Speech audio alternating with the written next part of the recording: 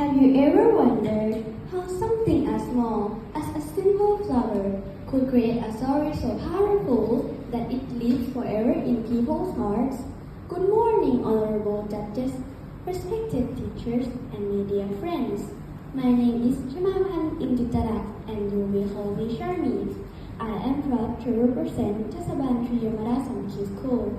Today, I invite you to join me on a journey, not just through history, but through a beautiful moment of love, respect, and connection between the queen and her people.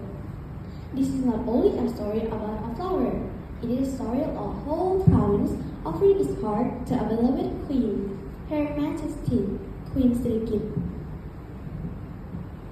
the Queen Mother, and a magical moment that forever connected Korat to the Thai monarchy. Let me take you back in time to Nakhon Ratchasima, also known as Korat. On the day of Her Majesty's birth visit, the sky seems brighter, the air felt lighter, and the heart of the people were full of excitement. Villagers waited patiently along the roadside, holding Thai flags and flowers, their eyes shining with pride and respect. But while the people were preparing their welcome, nature paid its own gift. Along the road bloomed a humble white flower called Dok Kai O, or Thong Pandun. Its petals were softened. It was not grown in royal garden. It had no gold, no sparkle, no luxury. It was a simply white flower, fragile, quiet, and beautiful in its own natural way. As the royal vehicle passed by, something extraordinary happened. Her Majesty noticed the flower. She gently asked the driver to stop. She stepped down from the car. With her own hand, picked one small flower from the roadside. Imagine that moment, a queen admired by the entire nation, bending down to touch a simple white flower.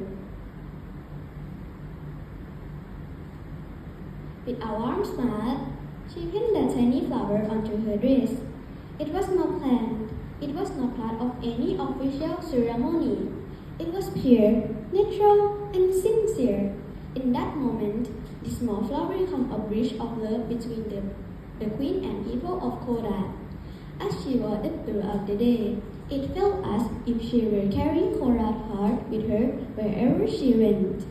This simple action showed the true beauty of Her Majesty, Queen Sirikit.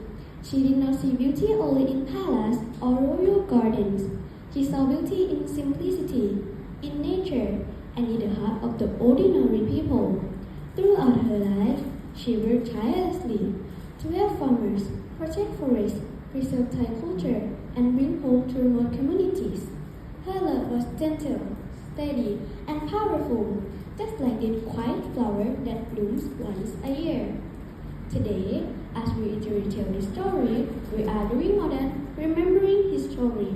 We are honoring values that still live in our heart: humility, respect, kindness, and love for our homeland. This Dok Kai O teaches us an important lesson. True greatness does not come from goals or size, but from sincerity. True beauty does not need to shout, it only needs to be real. A tiny flower becomes a powerful symbol. A simple gesture becomes an unforgettable memory. And now, as we stand here today, young, hopeful, and full of dreams, let us try to be like this small flower. Humble yet strong, simple yet meaningful, and quiet yet full of purpose. Because we are not only the future of Korat, we are the future of Thailand. Let us honor Her Majesty's legacy, not just with words, but with our kindness, our respect for nature, and our love for one another.